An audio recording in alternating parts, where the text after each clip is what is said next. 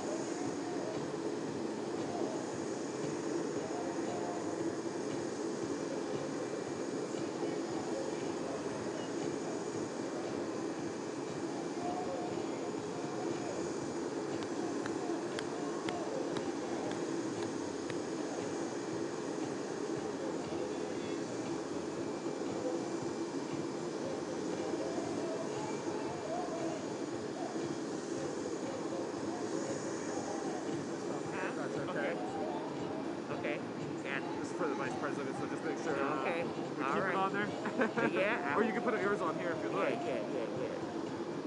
If that works for you. That works. All right. All right.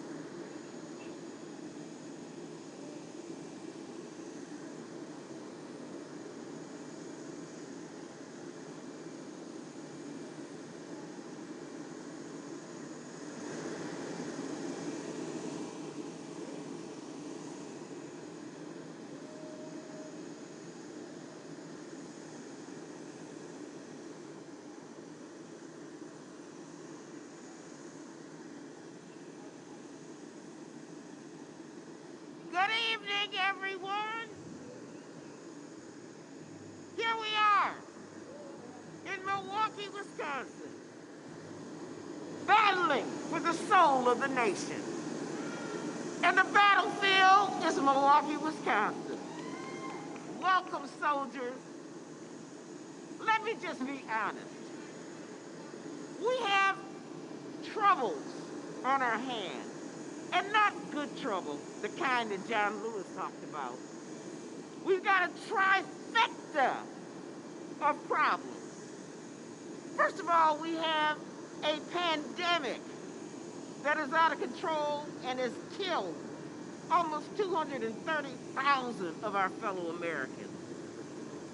600 of our folks are right here in Milwaukee.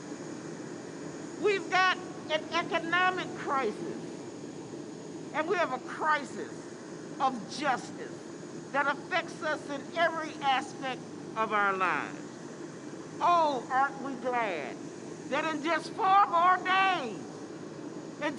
more days, we have an opportunity to elect Joe Biden and Vice President Kamala Harris. And let me tell you, they're going to build back better. They are going to trust science and have us do the testing and the tracing and taking the measures that will control the virus. And then, and only then, will we be able to control our economy. And when they provide us some economic relief, they're going to build back better. We're not going to pretend that $7.25 an hour was okay. They're going to build back better, create opportunities for small businesses, for black-owned businesses, for women-owned businesses, decent, affordable housing, and educational opportunity, and safe schools. They're going to build back better. They're going to build a healthcare system that's affordable, and it's going to protect people with pre-existing conditions, not just sign some empty promises. They're going to build back better so that we can respect each other again and start creating a more just and equitable society for all of us. Not just for some of us, but for all of us. I'm reminded at this moment of a song that's made popular by Audra Day called Rise Up. And that's what we're going to do on this battlefield, y'all. We're going to rise up. And I know we're broken down and tired. I know we've been tired of living on this merry-go-round. And I know you might not see it right now, but we're going to find the fighter in all of us. And we're going to move mountains. We're going to rise up, kind of like the waves. We're going to rise up in spite of the aches. We're going to rise up and we're going to vote. And we're going to create a brand new tomorrow. Now, speaking of rising up, like a phoenix, I want to introduce a young woman to you that is the pride of our community. I'm reminded of the words of George Henry White. He was a member of Congress, a black member of Congress, 1894 to 1900. He was the last black congressman from North Carolina before they started the Jim Crow era. And he made a floor speech on the House of Representatives, understanding and realizing that there would not be another representative from the South, not another one, until 1972. And he made the speech, and he referred to a phoenix, a mythical character that somehow just springs up from the ashes and rises again. Well, this young woman is the co-founder of Sherman Phoenix in Milwaukee, taking a neighborhood that was beginning to be a part of the ash bin and has brought it back to life miraculously. I am so proud to introduce Joanne Sabir.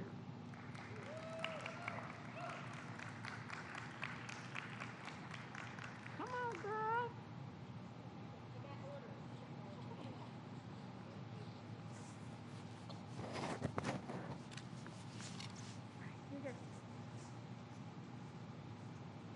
What a supreme honor to be here and to be introduced by one of my sheroes, Congresswoman Gwen Moore. We are here on the precipice of the most amazing point of possibility. We are here to embrace once again a democracy that honors all of our humanity. I'm Joanne Sabir. I'm a small business owner. I am what they call a serial entrepreneur. I have 4 businesses, a trucking company, a juice company, a pizza company, and yes, I endeavored to rebuild what is now called the Sherman Phoenix. It was destroyed, burned during the uprising in 2016 within the Sherman Park neighborhood here in Milwaukee, Wisconsin. And so my co-developer and I were called to action. We were called to bring to life on the main street a place that nurtures the best of all of us. And we did that not for ourselves, but for the greater good. So when I think about what we're approaching, when I think about the opportunity, we're once again called to honor the collective wisdom. We're called to honor by Joe Biden and Kamala Harris the possibility of honoring the least of us, the possibility of building pathways into the economy that don't just reflect those that have reached the highest heights of economic attainment. And so once again, I stand here and say, we know the facts. In Milwaukee, we have been ravaged by COVID across the state. It has personally affected my home life, my business, but yet we are still here. And we are still here because we endure based on the love that we share for each other. We endure because our local government, I'm looking at our mayor, is here, extends the opportunity to be supported. So when I think of what we're stepping into and stepping away from, I am excited. I am heart in hand, speaking for the possibility and calling forth all of us, our new voters, our seasoned voters. It is time to rise. It is time to think again about this dream no longer being deferred. We are here now, and it is up to us to respond to the call. The call is to vote. The call is to know and understand our history. And some of that history for many of us in this country has been traumatic. And so when I was telling my sister about this opportunity, she said, "You are your grandmother's wildest dreams." And so for that to be a continued sentiment and opportunity, we must look for a democracy that honors every last one of us. We cannot afford to rescind into the trenches that does not respect and love and honor and provide opportunity for all of us. So I am here for my 1-year-old, I am here for my 16-year-old, I am here for my 18-year-old, I am here for my community that has been labeled disenfranchised. I am here to say opportunity to love and to bring forth compassion is here. Election day is our moment to inspire, encourage, and to lean into all that is possible. So I am thankful to have this moment to say we can pretty much are clear on what's at stake. Our healthcare is at stake. Our economy, our pathways to opportunity, our pathways to employing people. I employ 150 people. And I don't want that to be negated. We can't go back.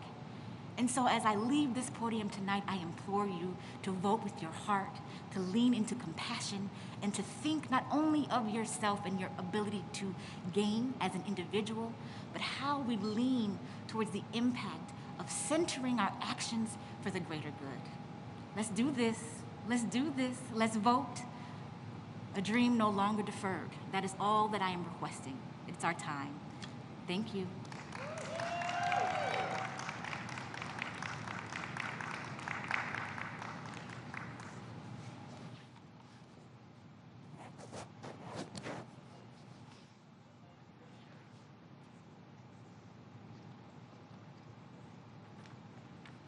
Good evening, everybody. I can not express how humbling of an experience it is to be in front of you all tonight. My name is Terrence Moore Jr., and allow me to tell you a little bit about myself. I grew up in a two-parent household. Terrence Moore Sr. and Cheryl Ann Moore raised me and my brother Joshua Moore. I am a 21-year-old African-American Milwaukee native who is currently in his first semester year at Kentucky State University. Thank you. For as long as I can remember, the concept of action in the face of injustice has always been taught to me, and it's also heavily rooted in my DNA. It is understood in my household that communication is key because there is value in your voice. When I was in elementary school and middle school, we were taught that you must treat others with the respect that you would like someone to treat you with. And when there is someone being bullied, you must take the correct actions to defend those who are being hurt. Now, for a little child like me at the time, it was making sure that I went to the people in authority to make a change to behaviors that I saw were unjust. I had to make sure that I trusted that the person I went to would not just remove the bully from the situation, but also cater to the needs of the person who was being bullied. When I attended Marquette University High School, one of the models that we have is being a man for others.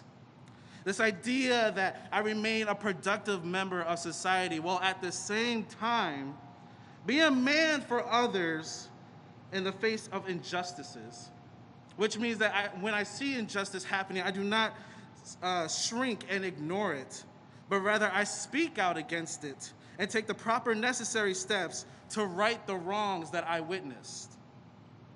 When I received the opportunity to attend my illustrious, beautiful, historically black college university, the Kentucky State University, one of the many things that they say to you is that you have to move onward, upward, and forward. It is because of all these lessons that I learned, all these lessons that I have rooted in my DNA, that I chose to vote. Some of us have been that kid that witnessed the bullying, and some of us have been the one bullied. Right now, at this very second, this very minute, this country has seen what happens when a bully is not stopped. What happens when people do not speak out against injustices. However, we as a community, we can stop this bully from doing more harm to innocent people by voicing our opinions with our votes, because there is value in our voices. It is through voting that we can be a man and woman for another person and ourselves. It is by voting for Joe Biden that we can ensure this country will move onwards, upward, and forward. Like I said, my name is Terrence Moore Jr. I am an African-American first-time voter. And I chose the most amazing man that we could possibly have on our ballot. And without further ado, it is an honor to introduce the man of the hour, Vice President, future President of the United States of America, Mr. Joe Biden.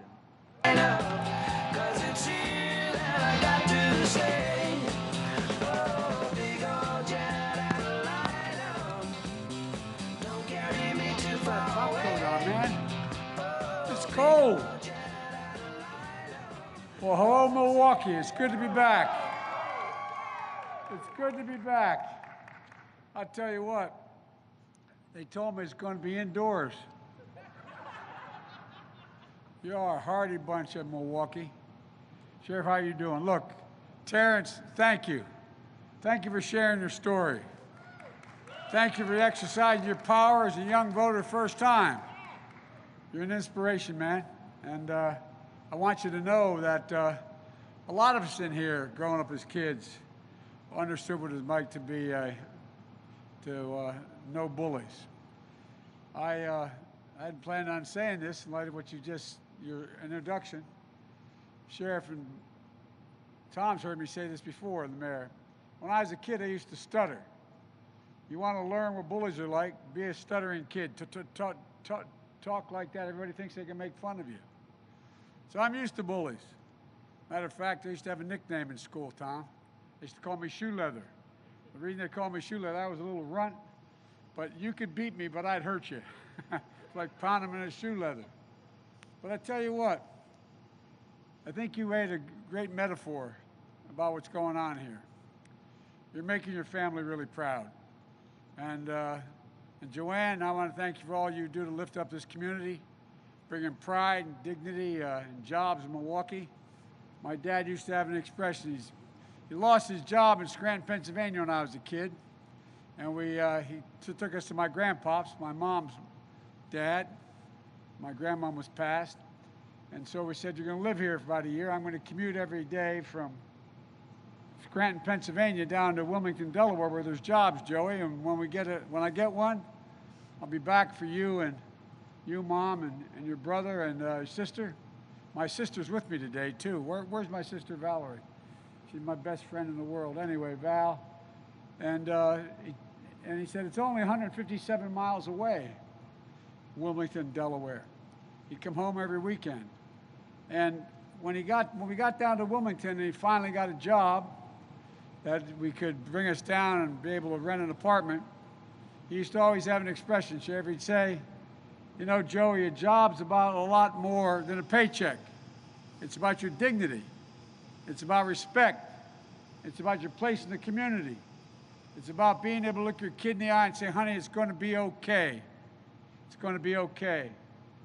As Gwen knows, there's not an awful lot of people out there right now, a lot of hardworking people who can't say it's going to be okay. They're in trouble. Statistics show, for example, that over 50% of the American people, I think actually it's 49% to be precise, got a bill for $400 in 1 month they didn't anticipate. They'd have to borrow the money or sell something. So a lot of people are still hurting. And Gwen, let's send her back, because I tell you what, she is a voice for Milwaukee, a voice for the country. And I'm sure glad you're on my side, kid. I'm sure glad you're on my side, because I'm on yours. And I want to thank you all for welcoming me today. And Tom, you've been a good friend for a long time. Thank you, pal. Tom endorsed me when they said, Joe, who's running for what? Anyway, but thank you, Tom. And Sheriff Lucas, and Sheriff Mahoney, and Ambassador Joan Prince, I want to thank you all for being here. There you are. Okay. And look, it's great to be back with you. Folks, there's only 4 days left. Millions of Americans have already voted. They tell me now it's up to about 85 million Americans have already voted. And millions more are going to vote before this election is over. And I believe when you use your power, the power to vote, you can change the course of the country and, quite frankly, right now, the course of the world, because it's leaderless now. And we're going to start right here in Wisconsin. Tom remembers I came up here campaigning for Hillary. And for a whole lot of reasons, not all which were her fault, we ended up not taking it as seriously. We thought it was different. I've been here a lot.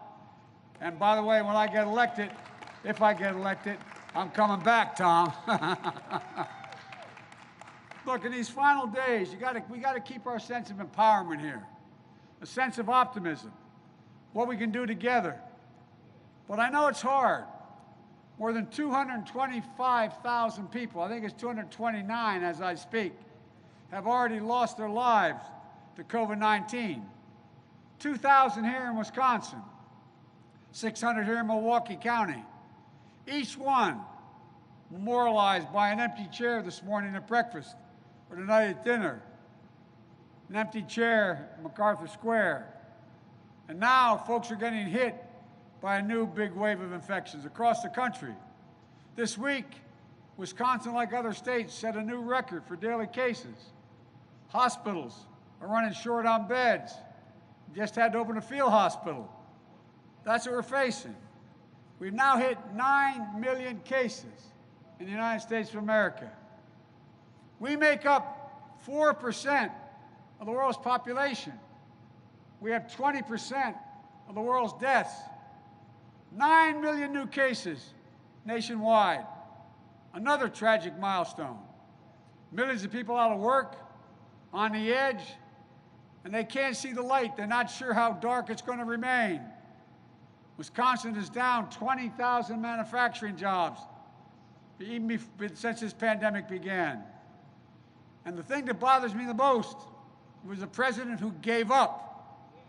Over the weekend, his chief of staff said what we knew. Quote, "We're not going to control the pandemic," end of quote. We're not going to control the pandemic. Yet last week when I debated the president, he said, quote, "We're rounding the corner. It's going away. We're learning to live with it." You may remember what I said. It may have been viewed as harsh by some. I told him, we're not learning to live with it. You're asking us to learning to die with it, because people continue to die. It's estimated that over 200,000 more people will die between now and the end of the year by the leading experts who haven't been wrong yet. You know, did you hear what he said today? He said today at a rally that our doctors are the problem because they're putting their lives on the line, busting their necks. He said they're making up deaths from COVID-19 because they get more money. They're making up deaths. People aren't really dying from COVID, they're dying for other things, but they're saying it's COVID to make the numbers go up. My Lord. By the way, is Monica Wadley here? Monica is an ICU nurse. I spent some time with Monica on the phone and her two kids. And Monica told me what my son-in-law, who's a doc in Philly, told me when this all began.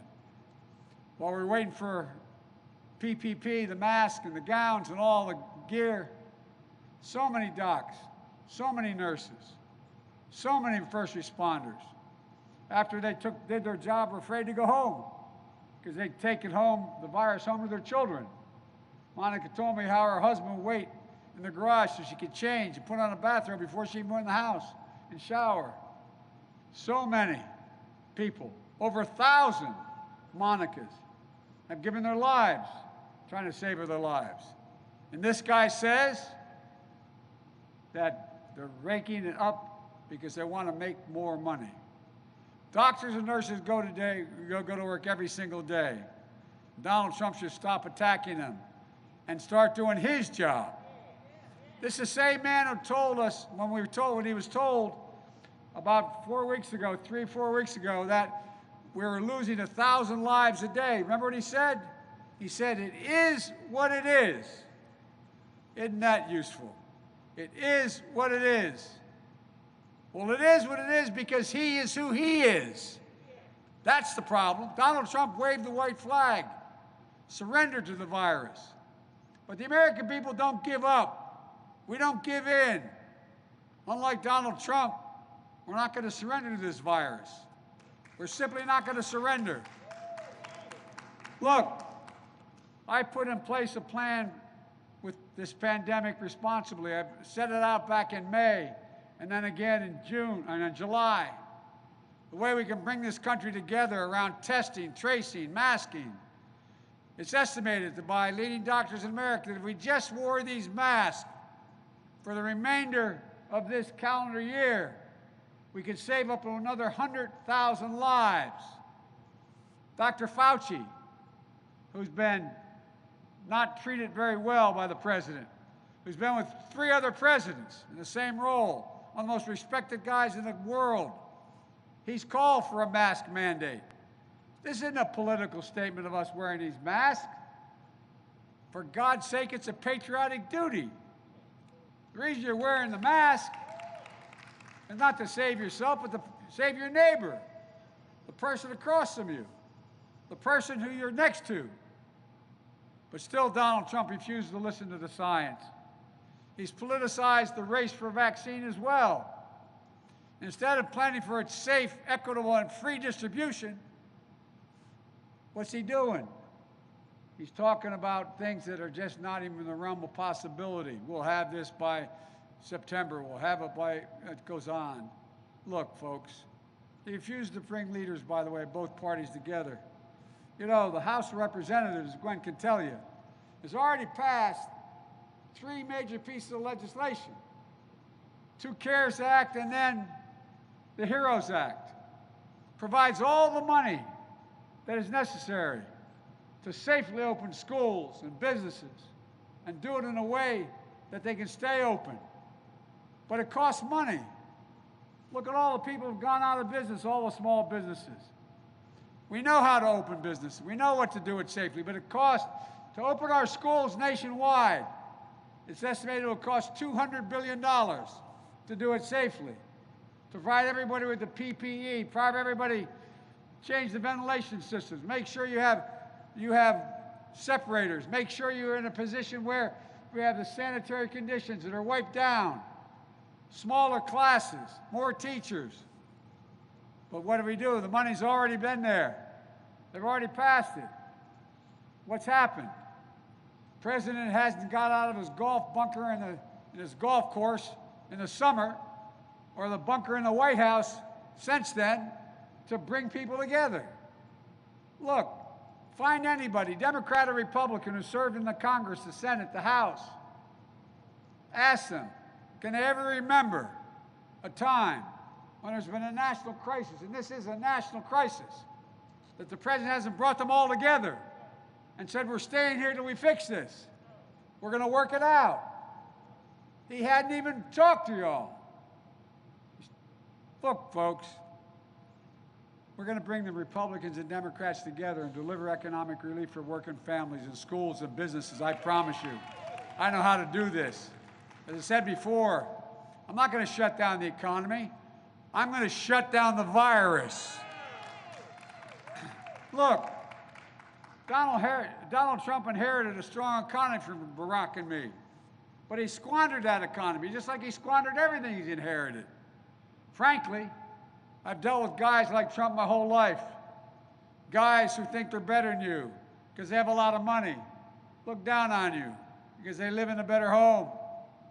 But tell you what, we understand how this works. Folks, the people who built this country weren't Wall Street and investment bankers and CEOs. They're hard-working Americans, middle-class folks, working-class folks who built the middle class. And unions built the middle class. Look, we know, as Gwen said, we can build back better. With an economy that rewards work, not wealth. Right now, it rewards wealth, not work. We can do it without raising taxes on any working person in the middle class. I give you my word as a Biden, if you make less than $400,000, if I'm elected president, you're not going to see a penny of your taxes go up. Not a penny. He keeps lying about my plan. But I tell you what, I'm going to ask the wealthiest Americans and the biggest corporations. By the way, 91 of the Fortune 500 companies pay no tax at all. Zero. Zero tax. And they make billions of dollars. Folks, it's about time people start paying their fair share. It's not a punishment. Pay your fair share. Why should a firefighter, why should a sheriff, why should a cop, why should an educator, why should a nurse pay a higher tax rate, which you do, than they pay? You do that. You pay a higher tax rate. And by the way, why should you pay more taxes than Donald Trump? $750. This guy loves talking about corruption. I've released 22 years of my tax returns. You can go online and see them. Well, guess what? He hadn't released one single year of his tax returns. What the hell is he hiding? What's in there? You know, working families and middle-class people, you need help. They need help, particularly first-term home buyers. Be able to pay for health care premiums, child care, care for your aging loved ones, just to get a new hot water heater. I don't know about you, but the kitchen tables I was raised around, you're sitting there and I can hear my dad now, well, we can't get those 4 new tires because you have to ride on those ball tires a little while longer until we get by next month. When that hot water heater goes out, what are we going to do? Who's going to tell her she can't go back to the community college because you don't have the money? They're the conversations taking place all across America today. And what's Trump trying to do? Raise your cost and standard of living. He's going to be in the Supreme Court. Even if we win, he'll still be in the Supreme Court in 9 days or 10 days, asking the Supreme Court, with their new justice who was put on the court for the purpose of destroying the Affordable Care Act, to rip it out root and branch, eliminate it all. If they get their way, 100 million Americans will lose protections for pre-existing conditions, including 2.5 million Wisconsinites. 2.5, so if you have diabetes, you've had cancer, you've had breast cancer, whatever it is, whatever your pre-existing condition, you won't be able to afford it because they can jack up the price beyond your capacity. Women will once again be charged more for the same health care than a man is charged for just because they're a woman. People forget that that's what it was before we passed the Affordable Care Act. Look, Donald Trump thinks health care is a privilege. I think it's a right people should have. If we all get out and vote, we'll not only restore Obamacare, but we'll strengthen and build on it. So you can keep your private insurance, or you can choose a Medicare-like option that will add to Obamacare, which we wanted to do the first time, but couldn't get the votes. We'll increase subsidies to lower your premiums and deductibles, out-of-pocket spending, and surprise billings. And we will reduce the cost of prescriptions by 60%. I'm not making that up. That comes from saying we're going to insist, and we have the votes to do it in this next election, that Medicare can negotiate with the drug companies to say how much they're going to be willing to pay for whatever drug they have. Look, folks, we're going to make sure we keep the protections for people with pre-existing conditions. Meanwhile, Social Security, the actuary of Social Security has said, if Donald Trump gets reelected, he says he's going to change Social Security. Based on the change he wants to make, the actuary at Social Security said Social Security will be bankrupt by 2023. I'm not making this stuff up. It's real. Folks, I'm going to protect Social Security, Medicare, and Medicaid. And guess what? He's not going to be able to do it because we're going to win this election. Look, let's not forget how weak Donald Trump has been and chaotic. He talks about trade policy. My God, what a disaster he's been. Trump's trade policy has decimated, devastated the Wisconsin dairy industry. In 2017 to 2019, Wisconsin lost 15% of its dairy farms.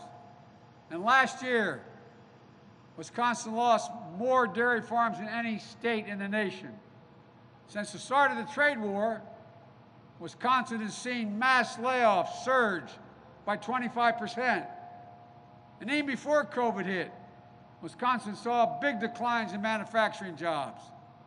After Trump rolled out his irresponsible tax giveaways, Harley-Davidson slashed 800 manufacturing jobs, repurchased almost $700 million of his own stock so the corporate heads could make a lot more money, and none of it went to the employees, and then shifted some of his production overseas.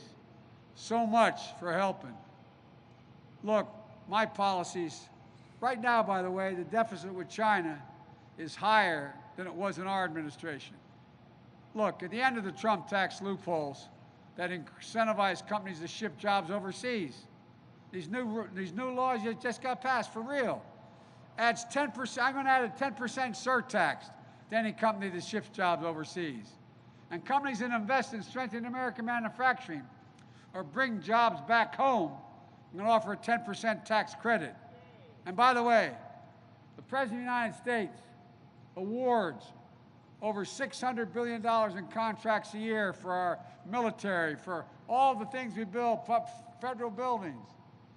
Well, it's not a violation of any trade law. No one's done it, but I promise you I'm going to do it. Not a single solitary contract will be awarded unless all the products used by that contractor are made in America. All of them. Right here in America. And by the way, when I talk about my economic plan, it's not some liberal think tank that talks about how good it is. Moody's, a Wall Street major firm, has pointed out, after looking at my plan for an economy and his, that we will create 18.6 million jobs under the Biden plan. $1 trillion more in GDP than Trump. Folks, look, the fact is that we're now in a situation where this president is in a position that he doesn't know what he's doing.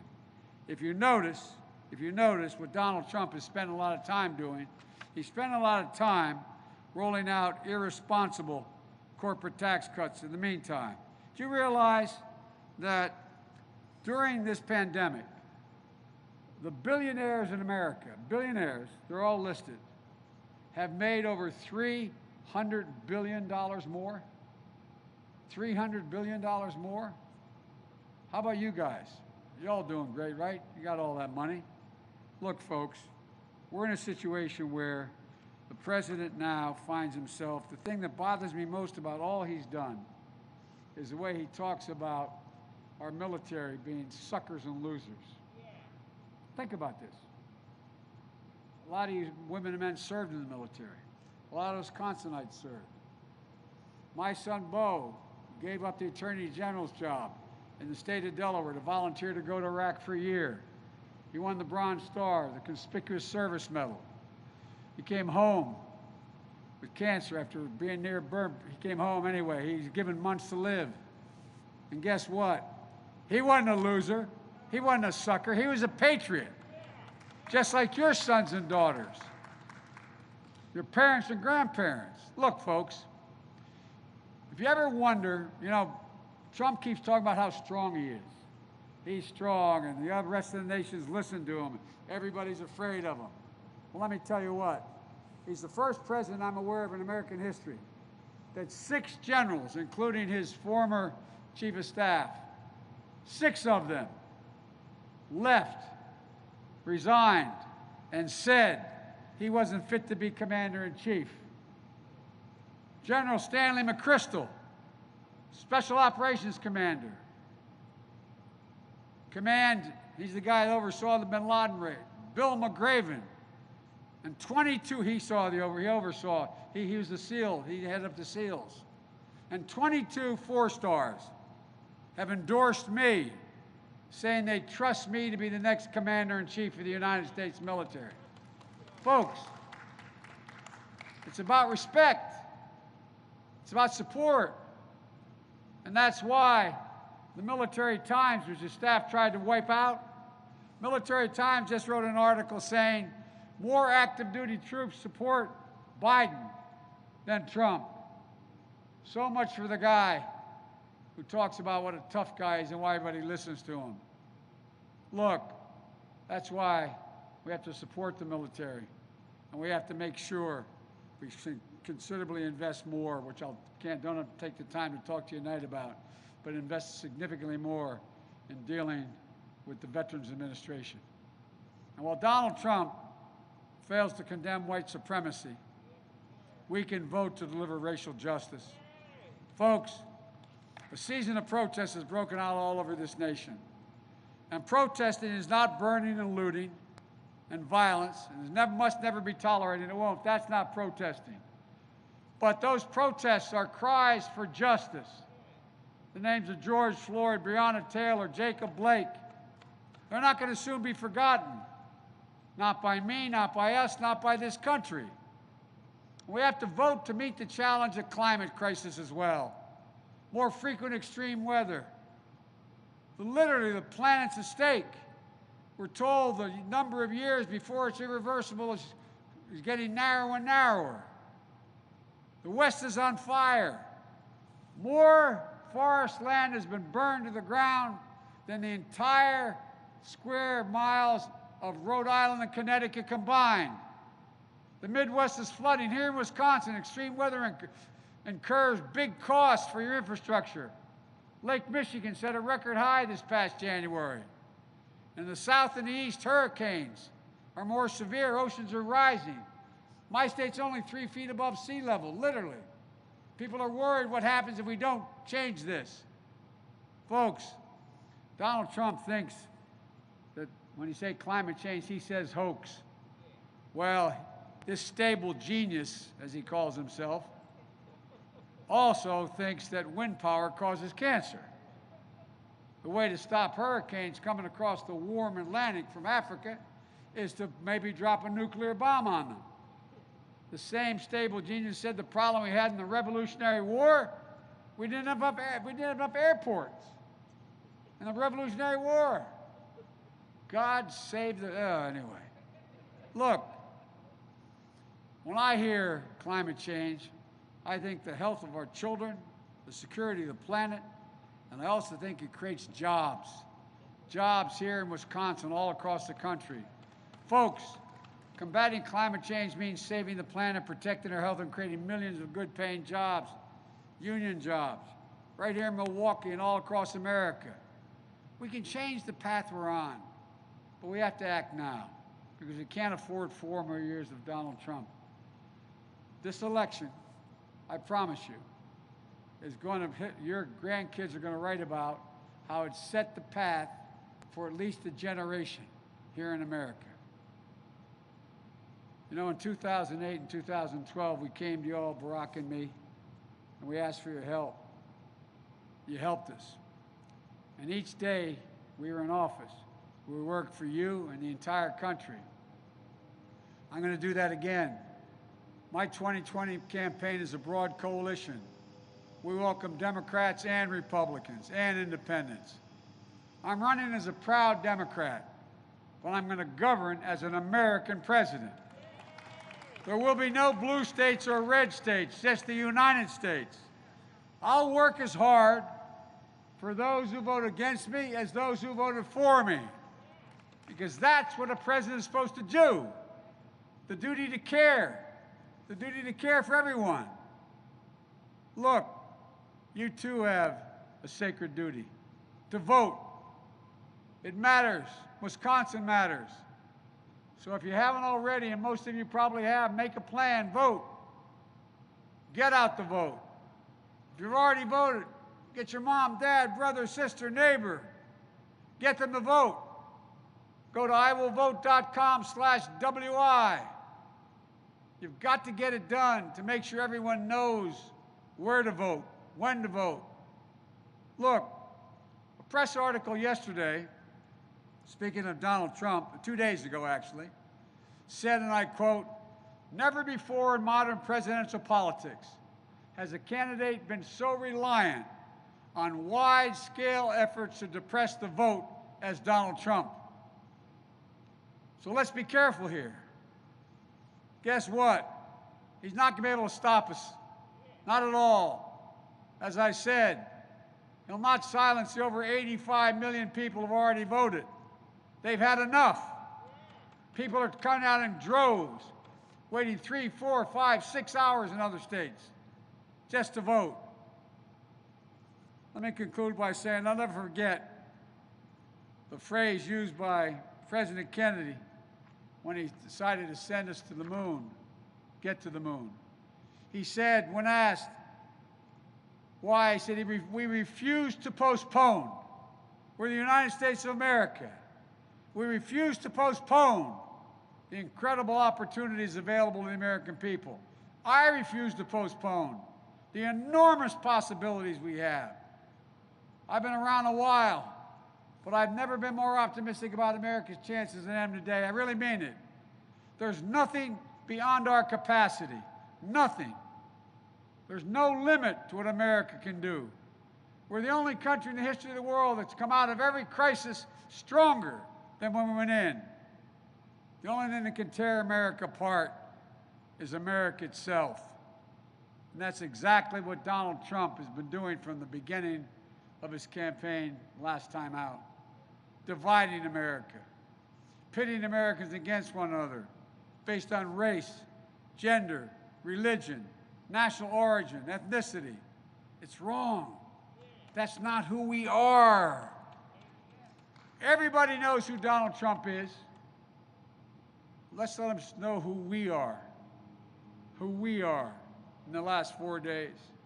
We choose hope over fear, unity over division, science over fiction, and yes, truth over lies. So folks, it's time to stand up and take back our democracy. We can do this. We'll be better than we've been. We can be who we want to be at our best, the United States of America. I promise you, we can do this. You help me get there. I promise you I'll take responsibility. When I make a mistake, I'll acknowledge it, but I will take responsibility and I won't let you down. God bless you all, and may God protect our troops. Thank you for your patience. Thank you, thank you, thank you. All right. Thanks, everybody. I appreciate it. You gotta be freezing.